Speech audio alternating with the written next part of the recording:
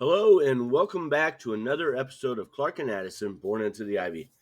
I'm your host, David Butler, and I am here to talk more about what's coming up with free agency, what to expect, what's been happening. Anybody who might have heard, Shota Imanaga, the Cubs declined the option with him that they had, and then he declined his. But we'll get more into that here in a minute. So, um, the current free agents that were on the Cubs roster last year are Justin Turner. The Cubs declined a $10 million option and fought him out at a $2 million to decline that. They had a club option. The Cubs also declined a 3-year, $57 million option with Shota Imanaga, who then in turn declined his 1-year, $15 million option. The Cubs, though, did offer a qualifying offer to him and Kyle Tucker, who is also obviously a free agent. What that qualifying offer does is it offers both of them a 1-year contract at $22.05 million for the 2026 season. If they decline that qualifying offer, then the Cubs would be in line to get draft pick compensation of some sort at the end, like once everything's done with free agency. So any team that signs him, that player, would also forfeit some kind of draft pick compensation as a result. So I don't see that being a problem with Tucker. Honestly, I don't know that I see that being a problem with Shota, depending on the price for other teams. Shota is a good pitcher. I want to be very clear about that. But Shota had a really, really rough for 3 to 4 months. And that was the fear of him at Wrigley Field and or anywhere. He is a majorly he throws a lot of fly balls the way he pitches. And that leaves him very susceptible to allow a lot of home runs. Um, I think if he does not stay in Chicago, I would predict he signs somewhere out west. In the AL or in the NL. Dodgers, Giants, Padres, Mariners. Um, I mean, there's a whole lot of other options that the way he pitches fits in well with those ballparks. They're a little bigger. They don't allow as many home runs consistently and all that. Like, I think he fits well in Wrigley when the wind blows in. My fear is that happening again. However, what I think happened in the last 3 to 4 months was rock bottom for Shota. I don't think Shota is a terrible pitcher at all. I think he's an excellent pitcher who is very susceptible to fly balls. And when you don't manage that well, and by that I mean don't allow a bunch of walks, only like his splitter wasn't as effective. And the other part was his velocity went down. So if the velocity is continuing to go down and it's not going to hop back up to that 92, 93, I hate to say this, but maybe we're better off to go without. I love Shota Imanaga, and I know Cubs fans love Shota Imanaga. But this is still a business, folks. And it's not like he's been here for 12 years. It was two. It was 2 great years. Shota Imanaga is more than just a ball player. He's a great personality. He loves Chicago and the Cubs fans. But the Cubs have to do what's the best that they can, and they don't have an unlimited checkbook the way they should. I get that it shouldn't be unlimited. They don't have the payroll that they should. Jed and Carter Hawkins do not have the payroll that they should, being in the third biggest market in the United States. They just don't get the payroll that they should be able to. Because I believe that our owner prefers to pocket money. He claims he's not, but I just don't see how. And I'll go into that in another episode. It's just mind-boggling. They are number one in revenue versus payroll. They bring in they have the biggest disparity in that. Number one in the whole um, Major League Baseball. That's crazy to me. And then he tries to say that he breaks even. If that's true, he's mismanaging something somewhere. Ryan Brazier is also a free agent. Brad Keller, I think we all hate to see that. Aaron Savali, Drew Pomeranz, Caleb Thielbar, Taylor Rogers. Willie Castro, Carlos Santana, Andrew Kittredge is not a free agent now. However, he was dealt back to Baltimore, which took the Cubs off the hook for his club option and the $1 million buyout. And the Baltimore Orioles bought in. They took the club option with Andrew Kittredge at $9 million. So he is back with Baltimore and Michael Soroka. A few awards that have been given out since the last time we talked. Gold Glove winners, Pete Crow Armstrong. I don't think there was any doubt, but still really cool. Once it was announced, got his first of, I'm sure, is going to be many Gold Gloves.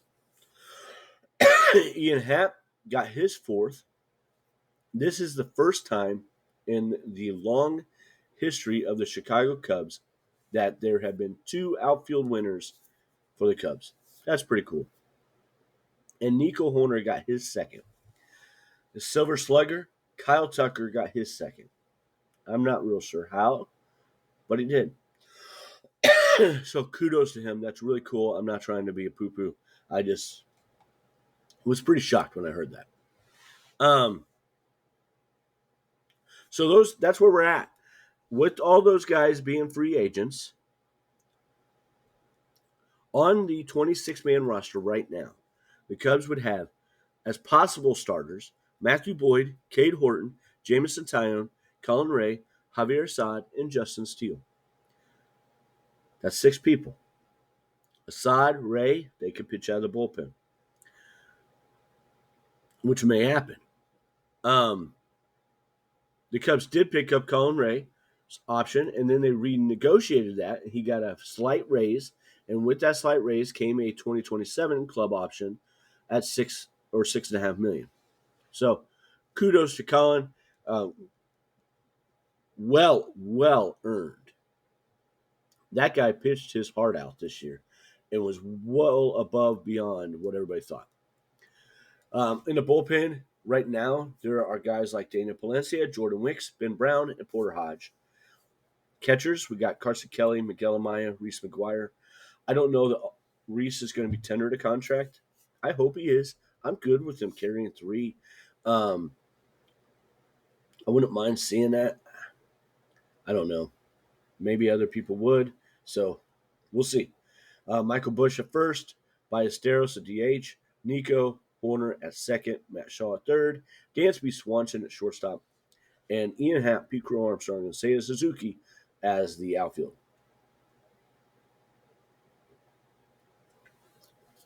The entirety of the Cubs payroll right now, as it stands, is $149,340,000. I would expect that the payroll to be similar to what it was this year, at about 225. A little more than that, but just to make it all simple, math-wise, we're going to say 225. But if we want to say 228 and be exact, then that gives the Cubs around $79 million to add to this year's roster. And the guys that I just talked about, not all of them are, I don't think, guaranteed to be on this roster.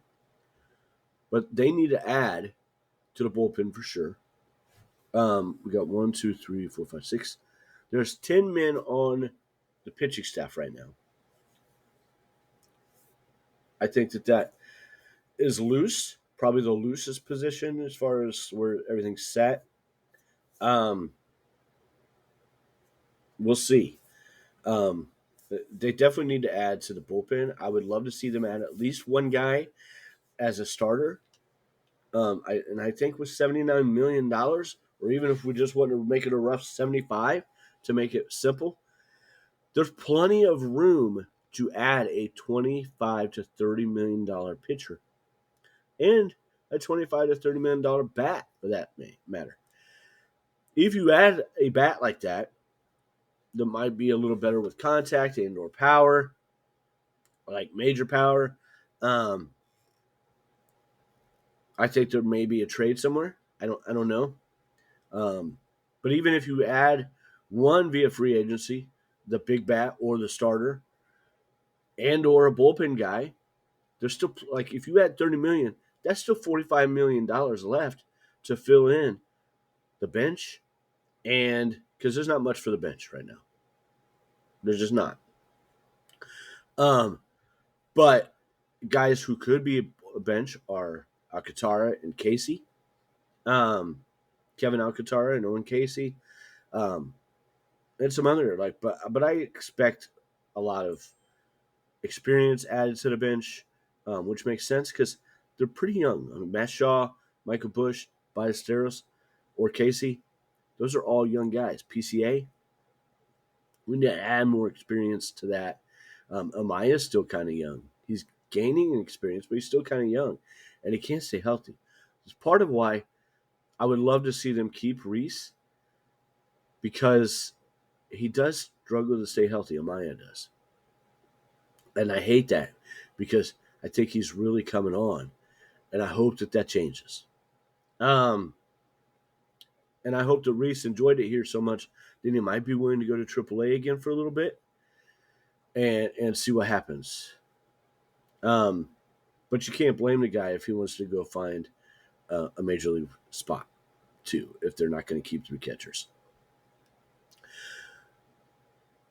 I mean, there's a lot of options. I think Bo Bichette is an option. Kyle Schwarber is an option. I like that idea. I really like the idea of Kyle Schwarber. This is what scares me. He just had his career year. I mean, there's no ifs, ands, or buts. As great as Kyle has been, he just had his career year. He's probably not going to top that year, but he's going to be paid as if a guy who's going to do that year for the next 3 to 4. That's what concerns me.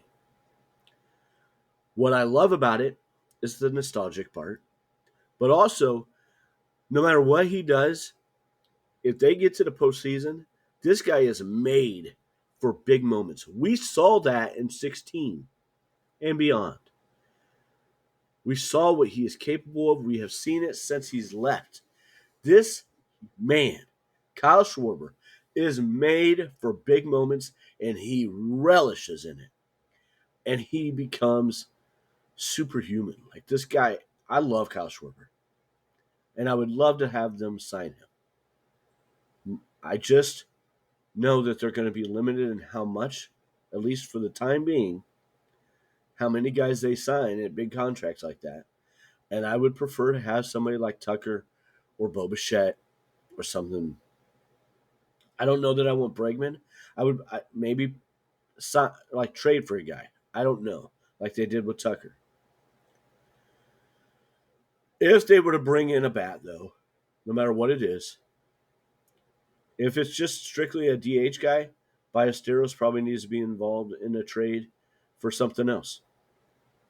If they bring in a guy who has more flexibility, maybe it's Casey. Maybe it's Ballesteros. Maybe it's whoever gets the best player back. Probably pitcher. But those are all possibilities.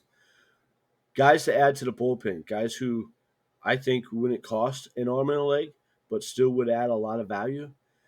Michael Kopech, Kyle Finnegan, Sir Anthony Dominguez, Gregory Soto, Phil Maton, Danny Colombe, Luke Weaver, Raisel Iglesias. Iglesias is probably going to want a chance at being the closer. I've seen no problem with giving somebody the chance, but don't promise it. Because I think that the Palencia deserves a chance as well for that. Weaver would probably want the same thing. And then you got 3 guys who are probably going to want to be told, yeah, you're the closer. But I don't think would cost as much as guys like Edwin Diaz and Robert Suarez. But these are Devin Williams, Ryan Helsley, Emilio Pagan, and Kenley Jansen. If any of those 4 guys were to come in, I don't think that Daniel Palencia would have a problem setting them up. I think Palencia cares about what's best for the team as well as himself, and just wants to be in a position where he's trusted. And I think he is trusted by counsel at this point. Very much so. Those I would love to see 2 to 3 of those guys signed by the Cubs. I think we need to sign those guys if we're not keeping some of the guys that we are letting go. I still think that there's a good chance that at least Pomeranz or Thielbar come back. But I don't know about the rest of them. I would love to see Keller back. I just think Keller's going to get too much, and the Cubs aren't going to be willing to give him that much money. I think he's going to get $8 to $10 million a year, and I don't think the Cubs are going to be willing to sign him at that. But if there's a guy to sign at a multi-year deal with a little more money, Brad Keller's the guy because he's still young enough, and I think he found something there, and he loved pitching here. And I would expect him to – I think it's more repeatable, a better chance at being more repeatable with Brad, with what they found and what they were able to untap. So that's my hope with that. That's my thoughts. We'll focus more on trade targets on the next episode. Thank you very much. I appreciate everybody listening, and I hope you all have a great day. Go Cubs.